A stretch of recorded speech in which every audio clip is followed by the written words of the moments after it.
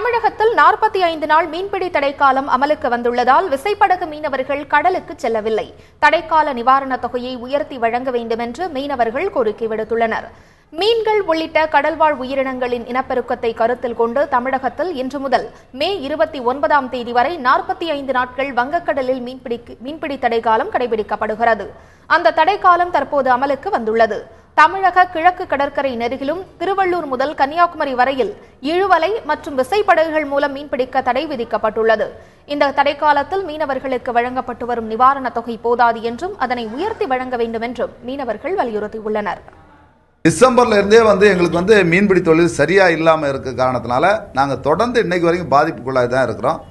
அரசாங்கம் இந்த நேரத்தில் எங்களுக்கு வழங்கக்கூடிய இந்த 45 நாள் மீன்பிடி தடை காலத்துக்கு வழங்கக்கூடிய இந்த 5000 ரூபா உதவித்தொகையும் இதுவரைக்கும் வழங்கப்படலை.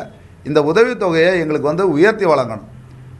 குறைஞ்சபட்சமும் ஒரு குடும்பத்திற்கு 15000 ரூபாயாவது இந்த மீன்பிடி தடை காலத்தில் வழங்கணும். இன்னும் குறிப்பாக சொல்லப்போனால் ஆழ்கடல் மீன்பிடிப்பு விசைப்படகுகள் கரையில் நிறுத்தி வைக்கப்பட்டுள்ள ஒவ்வொரு படகுக்கும் குறைஞ்சபட்சம் பராமரிப்பு செலவுக்கு 1 லட்சம் ரூபா வழங்கணும். தடைக்காலம் காரணமாக மீனவர்கள் தங்களது படகுகளை பராமரிப்பது மற்றும் வலைகளை சீரமைக்கும் பணிகளை தொடங்கியுள்ளனர். தடைக்காலம் முடிந்த பிறகு சிக்கலின்றி மீன்பிடிக்க இலங்கை அரசோடு தற்போது பேச்சுவார்த்தை நடத்த வேண்டும் என தமிழக அரசுக்கு ராமேஸ்வரம் மீனவர்கள் கோரிக்கை விடுத்துள்ளனர். இனி வரும் காலங்களிலாவது 45 நாளில் பேச்சுவார்த்தை நடத்தி இருதரப்பு அரசு தரப்புலையும் பேசி மீனவர்கள் தரப்புலையும் பேசி இனி சுவிட்சமான மீன் பிடிக்கிறதுக்கு வழிவகை பண்ணணும்.